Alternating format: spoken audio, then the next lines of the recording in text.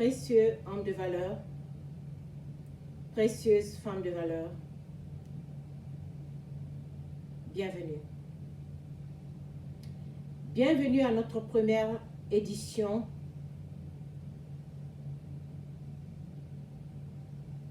Guérison dans sa présence. Il y a à peu près 3 semaines, pendant que j'étais dans mes temps de prière, le Seigneur m'a donné comme instruction, ça a été en fait comme si c'était une photo que je voyais, avec cette scène que je voyais en fait en tant que photo. Et le Saint-Esprit m'a dit qu'il voudrait que je m'apprête parce que quand le moment viendra, il me donnera les instructions pour commencer une nouvelle émission mensuelle. Ce sera une fois par mois. Et le titre de cette émission qui est Guérison dans sa présence ne vient pas de moi. Et comme je l'ai dit tout à l'heure, c'est pendant mon temps de prière que le Seigneur m'a donné ce titre-là. Et il y a 3 semaines, je n'avais pas vraiment compris pourquoi ce que Dieu voulait que je fasse cette nouvelle émission. Mais dans ma marche avec lui, j'ai appris à lui faire confiance, à lui obéir quand il me dit de faire quelque chose. Même lorsque je ne comprends pas la raison pour laquelle il demande à ce que je fasse la chose, avec le temps, il me le montre. Et à cause de cela, j'ai appris, je n'étais pas comme ça avant. Avant, j'étais très têtue, même quand Dieu voulait que je fasse les choses, j'avais toujours la résistance et tout. Mais j'ai compris avec le temps qu'il est mon créateur, il connaît les meilleures choses pour moi. Il connaît le parchemin de ma vie. Et donc, lorsqu'il me parle maintenant, je ne fais qu'obéir. Je me mets à sa disposition et j'obéis. Et donc, ce jour-là, quand il m'a montré ce tableau, avec le titre et tout, j'ai simplement noté. Et c'est vraiment depuis la semaine passée que j'ai vraiment compris ce que Dieu voulait que je fasse. Parce qu'il m'a donné beaucoup plus d'instructions. Parce que nous servons un Dieu qui est omniprésent, un Dieu qui est omniscient, un Dieu qui est le commencement et la fin. Notre Créateur, le Créateur de l'univers et de tout ce qui y est compris. Lorsque nous venons en sa présence, il y a la guérison. En sa présence, il y a la paix. En sa présence, il y a le renouvellement. En sa présence, tout ce que l'ennemi a volé dans notre vie nous revient. Et donc, encore une fois de plus, je vous dis bienvenue en sa présence. Nous venons aujourd'hui, toi et moi, nous venons en sa présence avec nos blessures. Nous venons en sa présence avec nos échecs. Nous venons en sa présence avec tout ce que la vie nous a réservé comme combat. Beaucoup d'entre nous, oui, nous portons de jolis habits, les belles maisons et tout, mais au fond de nous, notre cœur a été saigné, notre cœur a été déchiré. Et donc, je t'invite, mon frère et ma sœur, à être avec moi en sa présence pour voir sa gloire.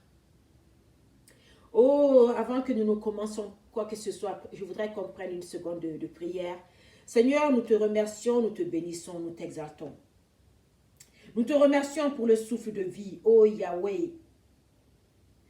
Nous te remercions, Seigneur, je te dis merci pour l'obéissance, que lorsque tu m'as donné cette vision, je n'ai fait qu'obéir, ô Dieu Tout-Puissant.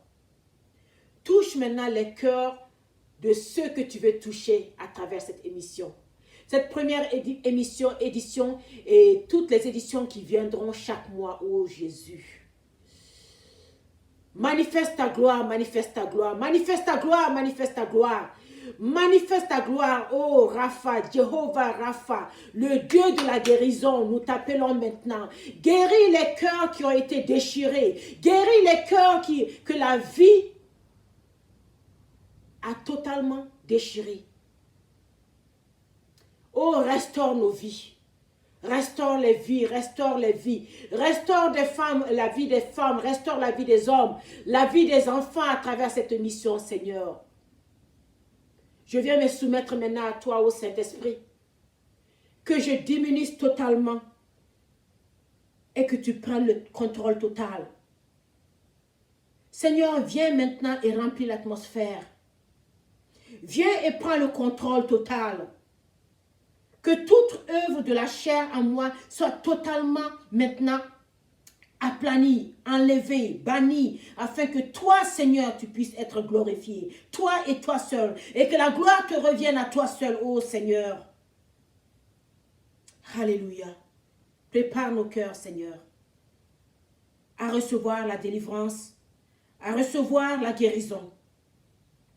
Au nom de Jésus, j'ai prié. Amen. Amen. Amen.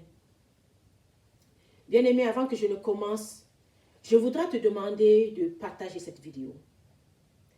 Nous passons tellement de temps à regarder les réseaux sociaux, à regarder tellement de vidéos qui ne nous édifient pas et que nous sommes tellement prompts à partager.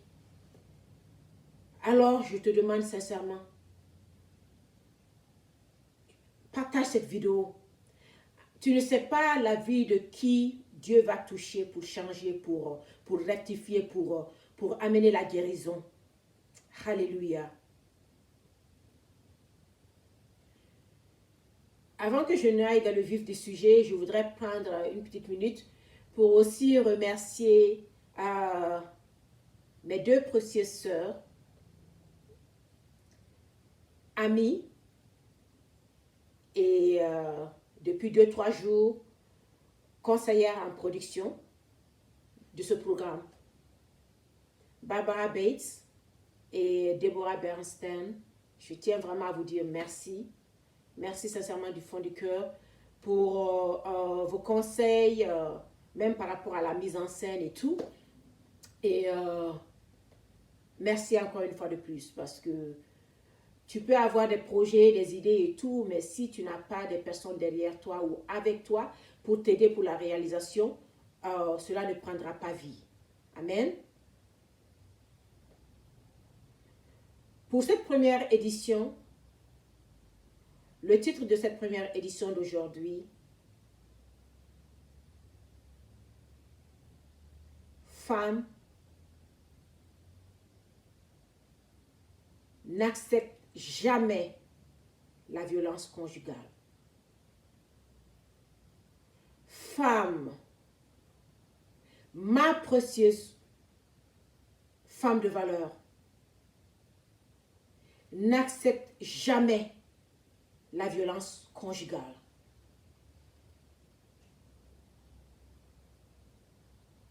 Je voudrais prendre,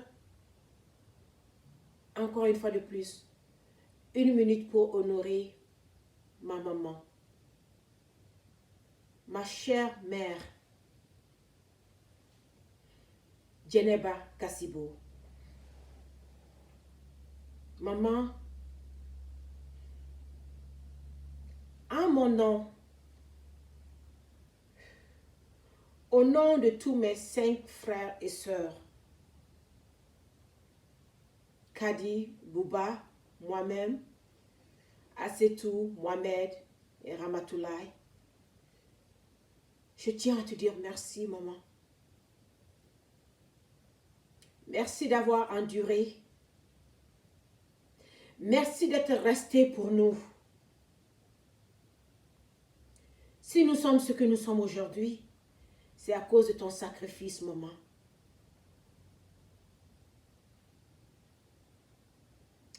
Et en mon nom et au nom de tous mes frères et sœurs,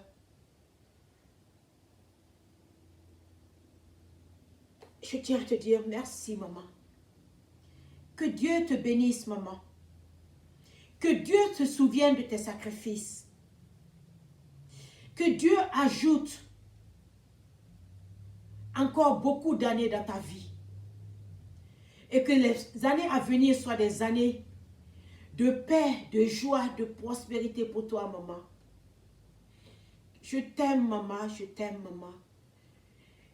Et je prie encore une fois de plus Dieu qui me donne la grâce de pouvoir te rendre au centuple ce que tu as fait pour mes frères et sœurs et pour moi-même. Ton don de toi-même pour nous est ce qui a fait que nous sommes ce que nous sommes aujourd'hui.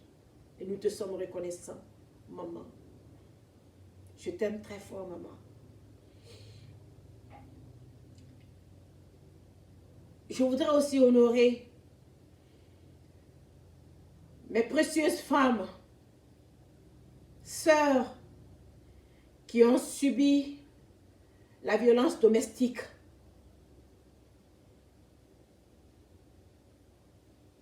Et qui ont pu s'en sortir. Honorer les précieuses femmes qui sont encore dedans. Et je voudrais qu'on prenne une minute de silence pour la mémoire, malheureusement, d'autres femmes qui ont succombé à la violence conjugale. Des femmes comme la sœur d'un confrère à moi, malien, Cheikh Tidiane Diallo. Je t'ai connue sur Facebook pendant le temps de Covid. Sur ta page, j'ai vu le témoignage de ta sœur. Une femme que de par son image, on sent qu'elle avait la vie pleine en elle, l'avenir plein en elle, le succès plein en elle. Une belle dame qui a succombé au coup de son mari, à la violence conjugale dans son foyer, laissant derrière elle une progéniture qui aujourd'hui se retrouve orphelin de mère et séparée de leur père. Je présente tous mes honneurs à ta sœur, ta défunte sœur et à sa mémoire.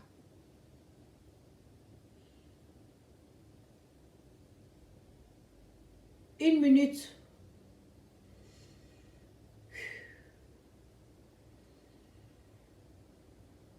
d'honneur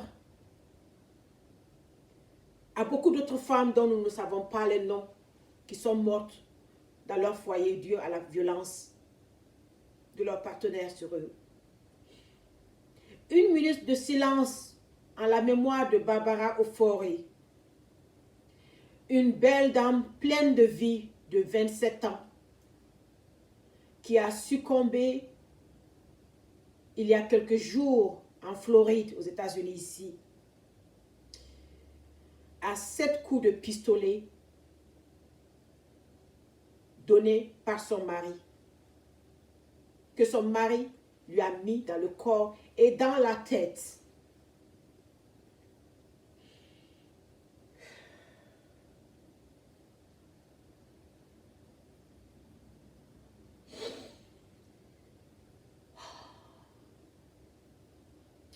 Je suis désolée si je suis un peu émotionnelle aujourd'hui. Il y a quelques heures avant que je ne fasse l'émission, j'ai appelé maman pour parler avec elle et surtout lui demander la permission de mentionner son nom. Pas pour autre chose, mais pour l'honorer. Parce que comme je l'ai dit tout à l'heure, le titre de cette première édition, Guérison dans sa présence, le titre d'aujourd'hui, c'est le thème d'aujourd'hui. Femme n'accepte jamais la violence conjugale. Ma discussion avec maman a été très très profonde. Et il y a beaucoup de choses qui se sont passées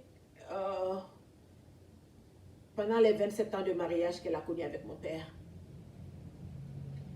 27 ans de mariage où ma chère maman, par amour pour nous, ses enfants, ses 6 enfants, mes frères et sœurs et moi, a enduré.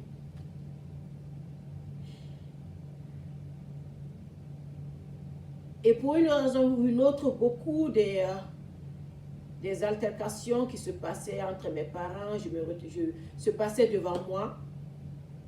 Il y a eu des cas où mes frères et sœurs aussi étaient là. Mais il y a un événement qui s'est passé, je ne vais pas rentrer beaucoup en détail par respect pour maman, dans le vif du détail. Mais un des événements qui s'est passé lorsque nous étions à l'étranger, qui a fait que cette nuit-là, où mes frères et moi, nous avons failli perdre notre chère maman, due à la violence conjugale. Cette nuit-là, en tant que petite fille, je me suis fait le vœu que je n'accepterai jamais, jamais qu'un homme porte la main sur moi.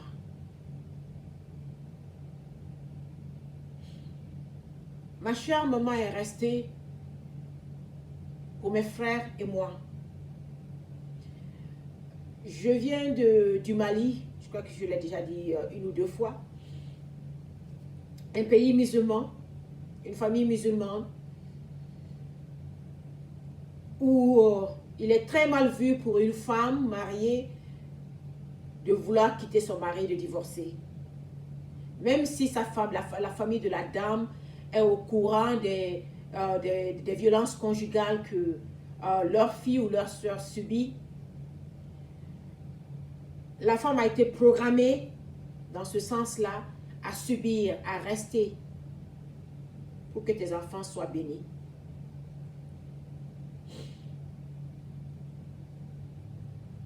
Et ma chère maman, par amour pour moi et mes frères et sœurs, est restée. Mais il est arrivé un moment où, après 27 ans, elle ne pouvait plus tenir. C'était où elle restait dans le foyer et elle mourait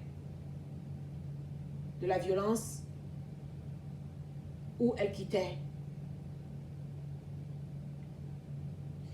Et beaucoup de femmes sont dans cette situation, que ce soit en Afrique, au Mali, en Europe, aux États-Unis, beaucoup de femmes subissent cela. Beaucoup de femmes, parce qu'elles ont peur de l'avenir, de comment est-ce qu'elles vont faire pour elles et ses enfants, choisissent de rester. Lorsque cette jeune dame, Barbara Ofori, a été tuée il y a quelques jours par son mari, en Floride, il y a eu beaucoup de vidéos. La vidéo même où ça s'est passé, où il l'a tuée au parking de son lieu de travail. Mais avant que cela ne se passe, apparemment, Barbara, la défunte, et son mari étaient en instance de divorce. Ils ont été mariés pendant 5 ans. Il y a aussi des vidéos de leur mariage, un mariage grandiose. Un mariage que beaucoup de célibataires, surtout les femmes, vont regarder et se dire que, mon Dieu, quand est-ce que je vais aussi me marier? Parce que c'est le genre de mariage qui te fait croire que le mariage, c'est beau, tout est rose tous les jours. Les deux étaient dans un ministère, dans le ministère, le mari était pasteur. Une église qui prospérait apparemment en Floride et tout. Donc tout semblait vraiment beau dans la vie de cette dame-là. Mais apparemment, ce mari pasteur était très violent. Et il arrivait un moment où la famille de Barbara est intervenue pour lui recommander à Barbara de divorcer avant qu'il la tue. Je ne les connais pas. Je me base simplement sur les vidéos qui sont actuellement sur les réseaux sociaux. Et avant la vidéo, la dernière vidéo qui montrait le mari qui a tué Barbara à 7 coups de pistolet. Apparemment, il l'a attendu à son travail. Et les personnes qui étaient là-bas, qui ont vu assister à la scène tragique, ont apparemment dit que lorsque Barbara a vu le mari avec le pistolet derrière elle, c'était la surprise sur son visage. ce jour tragique, avant cette vidéo-là, il y a une autre vidéo qui est là, qui montre en fait une scène qui s'est passée quelques jours avant la mort de Barbara. Et comme je l'ai dit tout à l'heure, apparemment, elle avait quitté le domicile conjugal et elle avait entamé la procédure de divorce. Et je ne sais pas ce qui s'est passé, mais la vidéo montrait le frère de la défunte Barbara en train de se battre avec le pasteur, le mari pasteur. Ils étaient dans le closet, dans l'armoire pour les vêtements. Je ne me rappelle plus comment on dit ça en français. Mais bon. Donc, le frère et puis le mari de Barbara se battaient. Et le frère de Barbara disait au mari que je t'ai bien dit que quand on est arrivé avec notre soeur, qu'on n'est pas venu pour faire des histoires, elle est venue pour prendre des affaires. Et je crois que ce jour-là, Barbara était venue donner l'intention de divorce à son mari. Elle avait abandonné le domicile, donc elle était venue pour lui donner le document et prendre des documents aussi. Donc, de par les propos du frère de Barbara, il semblerait que le mari, le pasteur, a voulu s'en prendre physiquement à Barbara. C'est là que maintenant son frère, elle, a intercédé. Et comme le mari était en train de vouloir résister, donc il y a eu la bagarre. Et au cours de cette bagarre-là, il y avait une troisième personne, je pense qu'elle était la soeur ou la belle-soeur de Barbara, je n'en sais rien, mais qui filmait la scène. Et donc la scène, dans la scène, on voyait qu'il y avait la bagarre. Et à un moment, le mari a pu se relever. Et le frère de Barbara a dit au mari, tu peux aller dans la chambre ou bien tu sors, tu laisses ma soeur prendre les affaires qu'elle veut prendre. Et puis nous, on s'en va. Et en même temps, le frère disait à Barbara, appelle la police parce que ton mari veut te frapper, il veut t'agresser. Mais Barbara ne voulait pas. Elle suppliait son frère de laisser. Et l'autre dame qui filmait disait à Barbara, non, ce n'est pas OK. Tu ne peux pas dire de laisser tomber. Il faut appeler la police. Mais Barbara ne voulait pas. À un moment de la bagarre, le mari qui, avant de sortir de l'appartement, a regardé droit dans les yeux le frère de Barbara pour lui dire, il lui a carrément craché ça à son visage, que tu verras, je vais tuer ta soeur. I will kill your sister. Il a dit ça, répété ça, à 2 ou 3 reprises. Et c'est sur la vidéo. Quand il a dit ça, le frère de Barbara a tourné son visage vers sa petite soeur, vers sa soeur, Barbara, pour lui dire, tu as entendu ce que ton mari a dit? Appelle la police. Tu dois absolument prendre cette vidéo-là et amener ça à la police pour, porter plainte. Parce qu'ici, aux États-Unis, quand tu fais une menace de mort sur une personne, ils ne prennent pas ça à la légère. Mais Barbara ne voulait pas. Et son mari et son frère lui a dit que tu es en train de t'amuser, de minimiser cette histoire-là. Tu risques de perdre la vie dans ça. Donc, dans le cas de Barbara, qui malheureusement aujourd'hui est morte, 27 ans. 27 ans, en laissant, je crois, 1 ou 2 petits-enfants. 27 ans. Cette vidéo-là, il y a eu beaucoup de vidéos après la mort de Barbara, depuis 1 semaine, 10 jours. Beaucoup de pasteurs, d'influenceurs, de personnes et même les membres de leur église ont parlé. Je n'ai pas voulu venir sur les réseaux pour vous parler ou quoi que ce soit, tant que Dieu ne me parlait pas pour me donner les instructions. J'ai plutôt pris mon temps de regarder vraiment la vidéo où la bagarre s'est passée dans la maison, où le mari a clairement dit ses intentions, où le frère de la défunte Barbara disait à sa soeur Barbara, appelle la police, ne t'amuse pas. Ce monsieur-là a été clair, il vient de le dire devant tout le monde et sur caméra. Parce que le mari voyait bien qu'il était en train d'être, la scène était en train d'être mise sur vidéo. Mais ça ne l'a pas empêché de dire haut et fort qu'il va tuer Barbara. Il a dit ça au frère de la dame. Que tu vas voir, si je ne suis pas un homme, comme tu dis que je suis un moins que rien, je vais te montrer, je vais tuer ta soeur. Sauf si je ne suis pas un homme. Quand la scène s'est passée, Le frère de Barbara lui a bien dit, amène cette vidéo-là à la police en même temps. Il ne faut pas t'amuser, il doit être arrêté.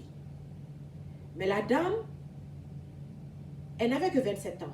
Donc, pour moi, il y avait beaucoup l'innocence, la jeunesse. Je ne connais pas la vie de la défunte Barbara. Mais tout à l'heure, quand je parlais de ma maman, je ne peux parler que de ce que je connais. Et je vous ai dit qu'il y a eu beaucoup de scènes violentes entre mes parents qui sont passées devant moi. Qui ont fait qu'à cet âge si tendre où une petite fille est censée jouer avec ses poupées et autres, moi j'avais pris cette décision-là. J'avais mis dans mon subconscient que je ne permettrai jamais qu'un homme impose la main sur moi. Donc quand j'ai analysé la vidéo de la scène de bagarre dans le foyer de Barbara, il y avait beaucoup de choses qui montraient que elle courait vraiment un danger imminent de mort. Mais encore une fois de plus, comme je dis, peut-être dû à sa jeunesse, dû au fait peut-être qu'elle n'a jamais été confrontée ou vécue dans un milieu de violence où elle a vu la violence conjugale. Elle a minimisé la portée des paroles de son mari.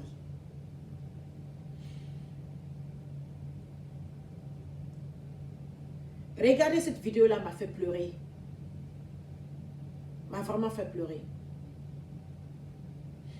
Parce que, je vais vous dire une chose, mes chères femmes, précieuses femmes de valeur. En tant que femme, tu ne peux pas aimer quelqu'un d'autre plus que toi-même. Très tôt en tant que femme, nous devons nous-mêmes, personnellement, avant même qu'on ne se marie, décider à l'avance de ce qu'on va tolérer et qu'on ne va pas tolérer dans le mariage. Dieu est amour. Dieu est amour. L'amour ne tue pas, comme Barbara a été tuée. Le mariage, il y a des hauts et des bas, oui. Mais nous devons prendre cette décision-là avant même de nous marier. Comme moi, je l'ai prise. Je vais vous donner un exemple rapide sur moi-même. Je vous ai un peu parlé du cas de ma maman. Je ne vais pas rentrer trop dans les détails, par respect pour elle. Quand j'étais un peu plus jeune, j'avais un copain et je ne dirais pas de nom. On a fait 2 ans ensemble et il est venu aux États-Unis et tout. Je l'ai attendu pendant 4 ans. Il est venu pour ma soutenance pour mon bachelor. Et donc, nos projets, c'était en fait qu'il vienne pour ma soutenance. Et puis, bon, qu'on fasse la cola et tout, le tralala et tout. Et puis, bon, j'allais ensuite le rejoindre ici et tout. On allait se marier et puis vivre ensemble comme mari et femme. Donc, le monsieur, il vient pour ma soutenance et tout. Après 3 ans où j'ai passé le temps à l'attendre, à ne pas accepter d'autres demandes de mariage ou d'être avec qui que ce soit.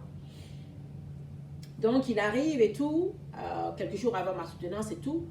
Et bon, je ne sais pas si c'était juste de l'amusement pour lui, mais il avait cette tendance à vouloir tout le temps me saboter, me faire des blagues du genre salé, qui passait pas. Comparer mon habillement aux filles qui vivent en Amérique ici et tout, blablabla. Blablabla. Et je me rappelle qu'une fois, j'étais allée saluer dans sa grande famille, ses mamans, et ses soeurs et moi, nous sommes toujours amis. Donc, après les salutations avec les mamans, j'étais dans la cour avec certaines de ses soeurs. Et le monsieur, il est venu. Et encore une fois de plus, il a fait une mauvaise blague sur moi. Je crois que c'était sur mon habillement. Ce jour-là, je vous avoue que ça a été le début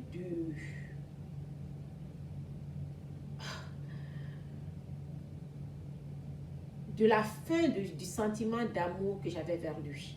Parce que ce jour-là, je me suis dit, wow, si un homme peut se permettre, même si pour lui c'est de la blague, il peut se permettre de te saboter devant ses sœurs avant que vous ne soyez mariés. Ça, c'est un mauvais signe.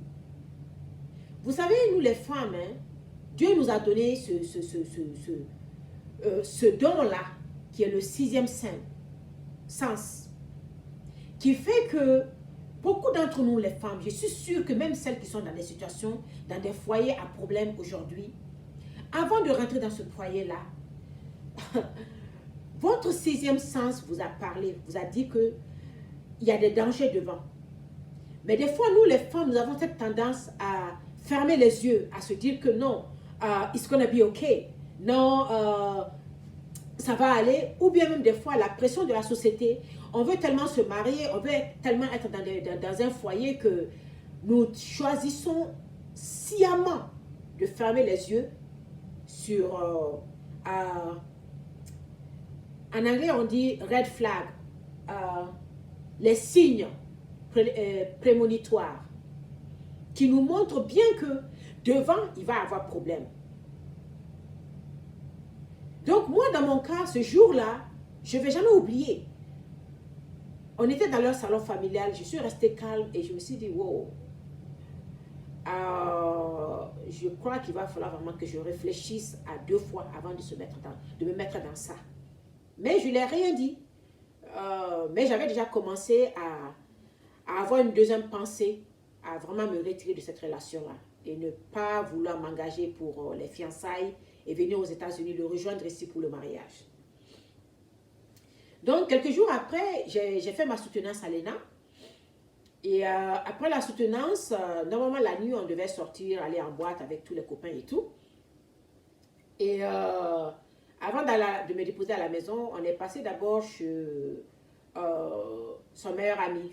Je suis dans la famille des parents de son meilleur ami. Et pendant qu'on attendait le lunch, donc lui et moi, on était dans une pièce séparée. Et malheureusement pour lui, ce jour-là, il a voulu encore faire une de ses blagues sur mon habillement. Mais ce jour-là, je lui ai sorti une réplique, je ne l'ai pas insulté, hein, mais je l'ai vraiment remis à sa place. Il était tellement surpris, choqué, que sa réplique a été « Ah ben, c'est à moi que tu parles comme ça, mais je vais te gifler, hein. » Je ne sais pas si il l'a simplement dit pour s'amuser, mais cette simple phrase m'a ramené des années en arrière, cette nuit-là, où j'ai pris la décision en tant que petite fille que je ne permettrai jamais à un homme de porter la main sur moi. Entre parenthèses, bien-aimés, prenez le temps, s'il vous plaît, de partager cette vidéo-là.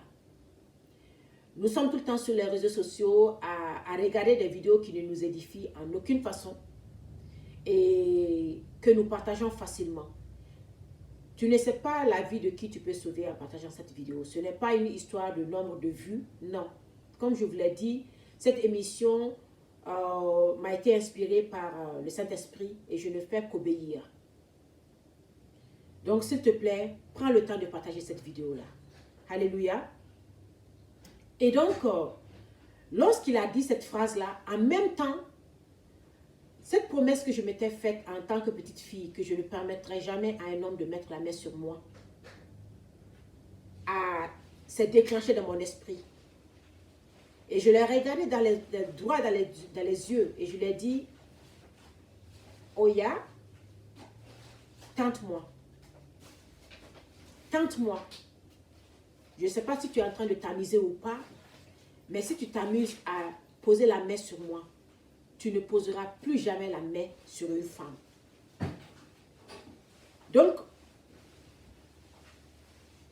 mon état d'esprit, ma réponse a suffi à ce que le message passe en même temps. Et il ne s'est pas aventuré à faire ce qu'il voulait faire. Peut-être que c'était de la blague, mais en même temps, j'ai imposé mes limites.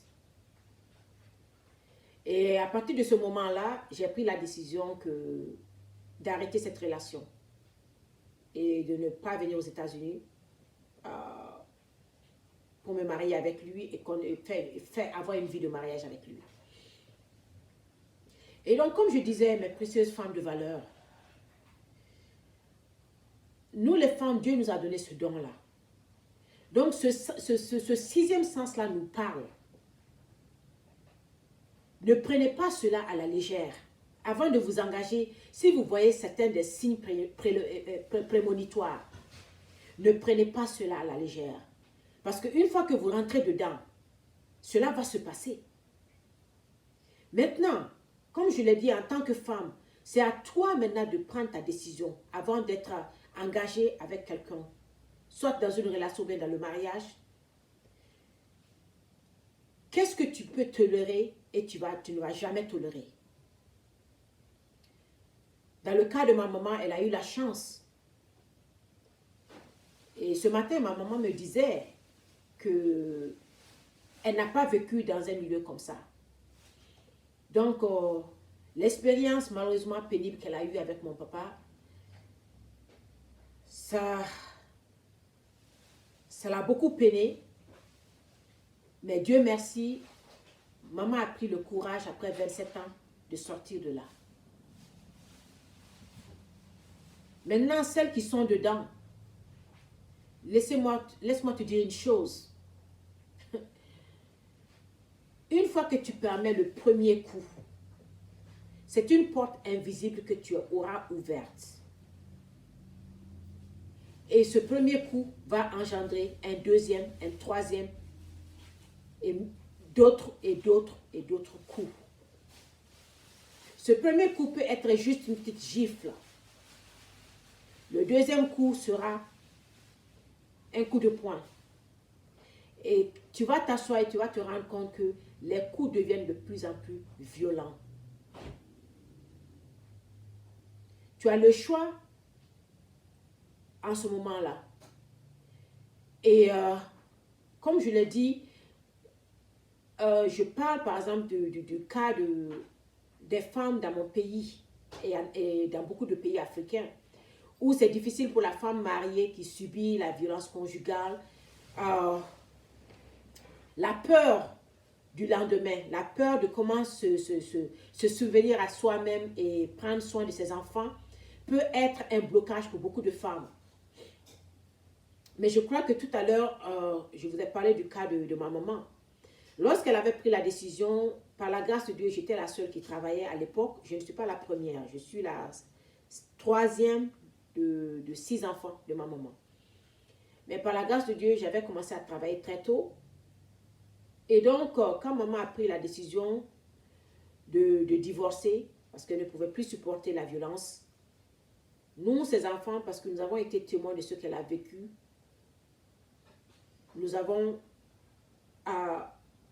accepté sa décision. Non seulement nous avons accepté sa décision, unanimement, nous avons choisi de suivre notre maman. Mais vu que j'étais la seule qui travaillait, je me suis retrouvée pratiquement avec toutes les charges maintenant sur moi. Et ça a fait que mes amis maliens sauront de quoi je parle. Nous vivions à l'hippodrome à l'époque. Et quand ce problème-là s'est passé, maintenant ça devenait urgent pour ma maman et nous de trouver un autre logement rapidement. Et comme on était à la saison pluvieuse, c'était vraiment difficile de pouvoir trouver quelque chose de décent. Et à la dernière minute, finalement, nous avons pu trouver une petite villa, toute mignonne, mais dans un quartier résidentiel à Banconi. Donc, vous voyez un peu l'image. C'est-à-dire, nous avons quitté le quartier résidentiel de l'hippodrome pour aller au Banconi. Ça a été très, très, très, très difficile. Dieu merci, au bout d'une année, j'ai pu trouver une autre maison dans un quartier meilleur et nous avons déménagé. Mais le fait que mes parents ont divorcé, ma maman, moi et mes frères et sœurs, nous avons passé des moments très, très, très, très difficiles. Mais Dieu a été là pour nous. bien-aimés. C'est surtout ça que je voudrais que vous reteniez. Dieu a été là pour ma maman et moi, et mes frères et sœurs. Il y a eu des moments où nous n'avons même pas à manger. Et ma tendre maman, étant une femme de ressources, quand elle préparait le riz, la croûte qui restait dans la marmite, maman faisait sécher cela et elle transformait cela en couscous. Et avec cela, maintenant, elle arrivait à nous faire à manger. Et c'était tellement bon que des fois, quand on avait des visiteurs et qu'on leur servait cela, ils n'ont jamais su que c'était la croûte de riz. Qu'est-ce que je veux dire par là? Dieu est le Dieu des femmes. Dieu est le Dieu des enfants orphelins, des enfants abandonnés, des femmes abandonnées. Ma soeur, ma maman, si tu es dans un foyer de violence, si malheureusement tu n'as pas prêté attention aux signes préliminaires et que tu te retrouves maintenant dans le foyer et que tu es dans c'est la violence quotidienne, laisse-moi te dire une chose. Ça ne peut pas s'améliorer. Ça ne va pas s'améliorer. Ça ne va que s'empirer. Et au fur et à mesure que ça s'empire, il y a une chose ou l'autre qui va se passer. Soit tu prends la décision, malgré la peur du lendemain, de quitter avant qu'il ne soit trop tard. Ce sera difficile quand tu vas quitter. Mais je viens de te donner le témoignage de ma maman et de nous-mêmes, de mes frères et sœurs. Dieu a été là pour nous. Même dans la faim, même dans le manque, Dieu a été là pour nous. C'est soit tu quittes vivante avec tes enfants, ou comme beaucoup d'autres, comme Barbara Ofori, dont je vous ai parlé tout à l'heure, comme la sœur défunte de mon ami Cheikh Tidiane Diallo, et de beaucoup d'autres femmes. Tu y risques d'y laisser ta vie, laissant derrière toi tes enfants orphelins et des enfants qui sont à jamais séparés de leur père qui se retrouvera en prison. Sois fortifié. Personne ne va dire à une autre femme de quitter son foyer. Mais lorsque ta vie est en danger, cherche la face de Dieu et il te guidera. Il te guidera. Encore une fois de plus, femme, n'accepte jamais la violence conjugale. C'était ce message que j'avais pour vous. Par la grâce de Dieu, je vous reviendrai dans un mois encore avec un autre thème. Entre-temps, soyez bénis.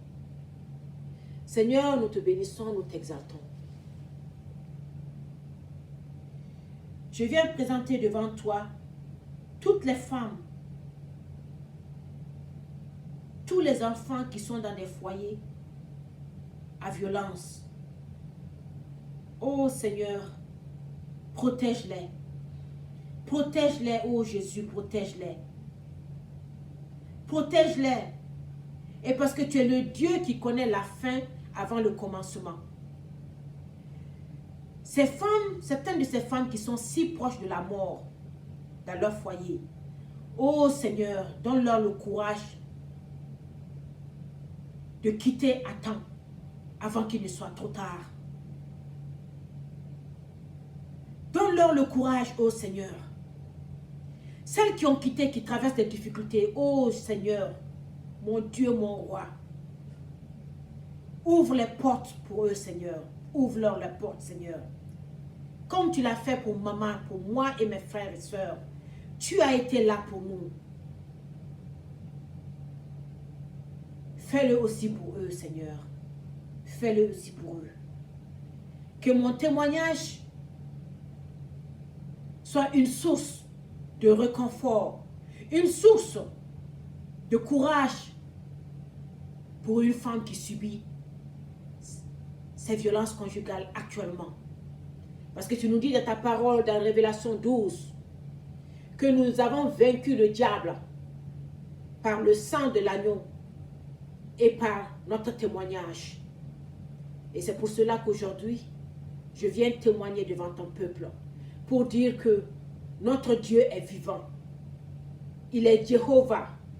Il est la fin et le commencement. Il est le pourvoyeur, il est le défenseur des femmes seules, des femmes démunies, des veuves et des orphelins, des enfants abandonnés. Seigneur, prends pitié de ton peuple et montre-nous ta gloire. Au nom de Jésus, amen. Bien-aimé, sois béni et à la prochaine session, le mois prochain. Que Dieu vous garde. Amen. Je vous aime très fort. Bye bye.